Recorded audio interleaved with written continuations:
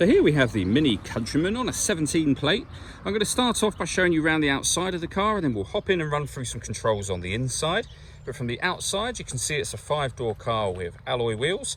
Let's start off inside the boot and then work our way around the rest of the car from there. So as we approach the back of the car, you can see we have reversing sensors, plenty of boot space as well, along with those 3 individually folding rear seats. And you can increase the boot space by lifting, and if you wish to, removing that tray section. Okay, so we're just going to work our way back round to the front of the car, and then we'll hop in and run through some controls on the inside. But now that we've done a full circle of it, you can see it's in excellent condition the whole way round. Just briefly before we climb in, I think it's well worth seeing the interior from this exterior point of view. There's plenty to run through on the dashboard, so let's hop in and we'll do that now. Okay, now that we're inside the car, we're going to start with the dials. On the left-hand side, we have the rev counter, we have the speedometer in the middle, and the fuel gauge on the right-hand side. Also in the middle, we have the trip computer, which includes the total miles for the car. They are 5,545. You can change the information that's displayed above that by pressing a button on the end of the indicator stalk for various different bits of trip computer, or a digital readout for the speedometer that you see being displayed on the screen now. If we back out to the steering wheel, on the left-hand side, we have cruise control and speed limiter. And on the right-hand side, we have stereo and phone controls, including voice activation for the phone just there. You can only use the phone controls after such time as you paired the phone up. And that is done over on the central screen just here.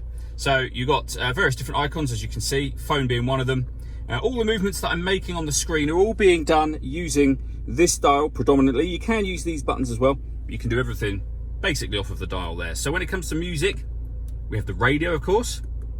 You can see we have FM, AM, and DAB digital radio. If you want to listen to your own music, you can do. There's plenty of ways to do that. We have got USB input, Bluetooth audio, and auxiliary input. So you can stream your music wirelessly using that Bluetooth audio once you've paired your phone. And this car's got satellite navigation. There's a full video that shows how this works on both our website and also on our YouTube channel as well.